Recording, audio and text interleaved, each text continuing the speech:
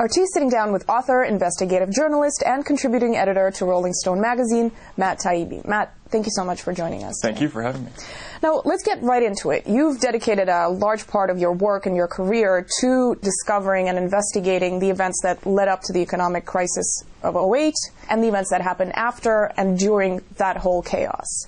And my question to you is, where does everyone stand now? It really looks like the politicians have moved on, Wall Street has moved on, certainly, from that whole extravaganza, and yet we have millions of people left basically to mend for themselves. What do you make of all that?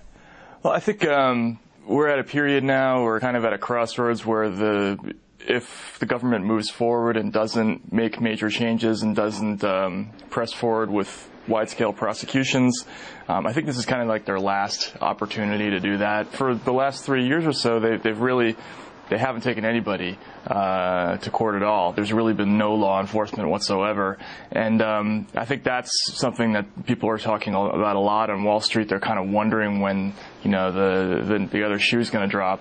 And I personally, I'm hopeful that they actually will do something. It's too late, but at least it will come eventually. Better than nothing, right? Right. Now, it's interesting that you've been pointing out that, Bernie Madoff, the Ponzi schemer, a very famous case, and you've been saying that the reason he ended up being, basically the only one who ended up in jail so far for a significant period of time is because he was the one who impacted the rich. Right. And the reason that everybody else is still held unaccountable because they, impacted people who don't really have a voice, apparently.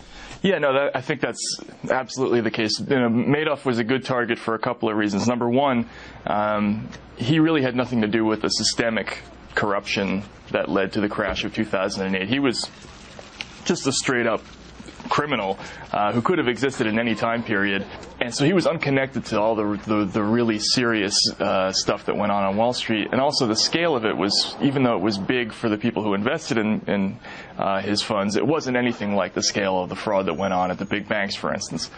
There was that, and then of course the fact that his victims were actors in Hollywood and other people in Manhattan and Wall Street. That was really the reason why he ended up getting picked. It's been over 2 years, and a lot of people, politicians, people in the media, are saying, it's time to move on. Let's kind of start growing again and stop talking about the economic collapse. Are you still angry? And who is your anger directed at? That whole attitude, well, it's already over, let's not bother going back and, stirring up, the hornet's nest of, all these troubles that are in the past. I think that that's a really dangerous attitude, because the number one thing that came out of this whole period is that there were absolutely no consequences for any of the people who committed this wide-scale fraud. We had these massive bailouts, and there's an enormous amount of public anger about that. If you couple the bailouts with the lack of law enforcement and the lack of prosecutions, there's really no incentive going forward for people on Wall Street not to commit crimes. Especially if they're incredibly profitable. If people on Wall Street look at that and they say, hey, if I rip off, a pension fund or an insurance company or a foreign bank or a foreign hedge fund, there will be absolutely no consequences for it. So basically the only lesson they've learned is that they can do anything and get away with anything, and that's just right. And even if it all blows up, even if we bet completely wrong, the worst case scenario is that the government is going to come in and bail us out with taxpayer money. So obviously the CEOs are not going to, the bankers are not going to care much about homelessness, joblessness, and all that mess they've created. But why don't politicians really make more of an effort at this point? I mean, it's been enough time, over 2 years, to kind of start doing something, to put stuff back together, to put the puzzle back. I think there's a lot of reasons for that. I think our politicians are completely isolated from what most people in America are really going through. They don't spend a lot of time with people who are struggling. They don't know what it's like to not be able to make a home payment or have your house foreclosed upon. And the horrible thing about this is that this isn't some small segment of the population. We're talking about, this is becoming a mainstream thing, where what used to be the middle class in this country is now facing foreclosure in huge numbers. I mean, millions of people at a time are going into foreclosure. They're losing their houses. They're losing their life savings. But I think the people who are running this country don't really see that. They don't. Their entire experience is limited to a very small circle of people who see a very different America, one that's very affluent. To take that a little further, if you could literally describe the relationship between Wall Street and Washington in one sentence, really, what would that? It's completely commingled. It's a revolving door of interests where people on Wall Street are either directly sponsoring the politicians in Washington with campaign contributions and soft money and that sort of thing, or else they are actually politicians. Who or what can really change that? Who has the power to do it? Who has the force to do it? And who would be interested in changing that whole? Well, voters obviously have the ability to make those changes. They have the ability to not choose politicians who are beholden to Wall Street, theoretically. But the problem is Wall Street heavily sponsors both the Republican and the Democratic parties.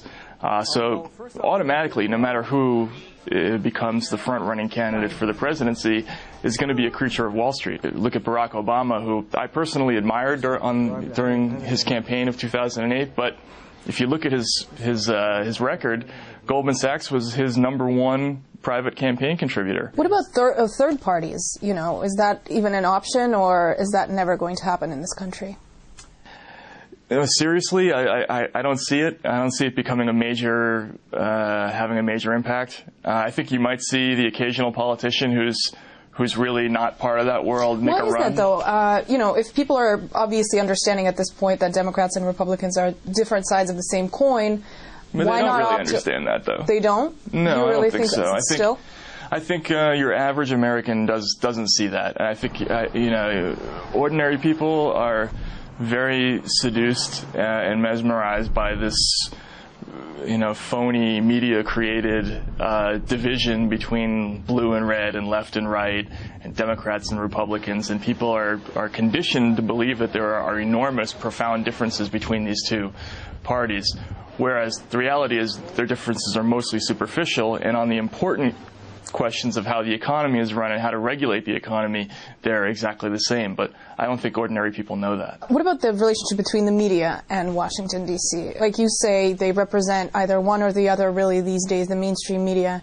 Where does that take us? What kind of a really situation does that create in the U.S.? And who is supposed to kind of revamp the media at this point? People who have this image of American news media as being some kind of top-down, corrupted entity that is pumping out propaganda. That's not really the way it works. It's really a sort of nihilistic, purely for-profit entity that is just out to make money. And in the process of doing that, they have absolutely no interest whatsoever in doing social interest reporting. They will just do whatever it is that's going to attract the most advertising. And so as far as politics goes, that means playing up this whole reality show narrative of left versus right, and so that's our problem. These are for-profit companies, and there's no money in doing the right thing. So that's how we get the media we have. So what kind of situation does that create? If what you're saying, we have Washington out to please Wall Street out to make profit, news corporations and the mainstream media out to make profit. Who is out there to do something to, maybe do something for the American people, for example? They need the help right now. There are a lot of good people in government. There are a lot of good people in media. The problem is systemically, they're never going to be able to take hold because the forces at work are powerful, and they're entrenched, and they're also very efficient. I mean, these media companies, they do make a lot of money, and so it's going to take an awful lot to move them off their commercial model, and I just don't see that happening. So real change is not coming anytime soon? I don't see it. I think you could have incremental change, and I think if there is a big enough crisis, you might even see significant changes, but for the most part, the way it's set up, it's just really an uphill climb for ordinary people to get their issues in front of the right politicians and get real change made. Do you think the crisis of '08 wasn't big enough? Is that just the beginning? Should we kind of expect something worse to happen? Well, you would have thought that that would have been big enough. I mean, you would have expected a crisis of that magnitude would have motivated the government to make significant changes, but they really didn't. I guess it will have to be something worse before they to make those real changes. If we switch gears a little bit and talk about, go from the people who are pocketing all this money to the way the money is being thrown around the globe. First of all, militarily, of course, because that's a serious issue with the wars ongoing in the U.S., that the U.S. is participating in. We've touched upon this a little bit. Why isn't this money being put into creating factories, opening up, manufacturing jobs, really picking up the middle class back up from its knees? That's just not the way that the American political mainstream thinks. I mean, if you look at what happened when Obama passed his $700 billion stimulus, that was ostensibly to create jobs. I mean, it was a government program to help put people back to work. There was an enormous, coast-to-coast outrage at the idea that the government has any business trying to help put people back to work. On the other hand, when we spend 10 or 15 times that amount bailing out Wall Street after 2008, there was nothing like the same kind of outcry. Or when we spend a comparable amount fighting pointless and idiotic and bloody wars of conquest in faraway places, when we spend enormous sums of money on endeavors like that, again, there isn't the same kind of outrage. You call the wars idiotic. Why do you think the politicians fail to see that? What is really, do you think, the underlying purpose of Libya, for example, for you?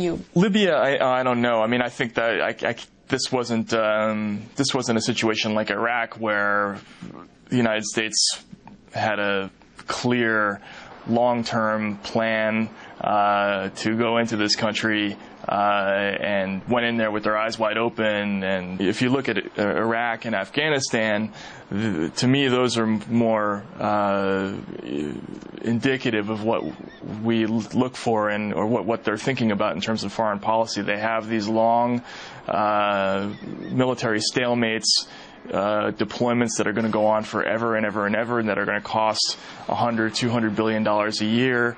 And the official policy of the United States is to keep these things going and to have a presence in that region. I think it's political inertia at this point. If you look at Afghanistan, for instance, clearly, I think the main reason that we're there is because the Democratic Party views Afghanistan as our war. It's their way of going into an election season and being able to say that, we're just as tough as the Republicans. It's not that we're against war per se. We just didn't like the Iraq war. So, look, here we are in Afghanistan. We're tough. That's really the only reason we're there, so that, Barack Obama doesn't have to take criticism that he's weak and limp-wristed. All right. Matt Taibbi, thank you very much for your time with us. Thank you.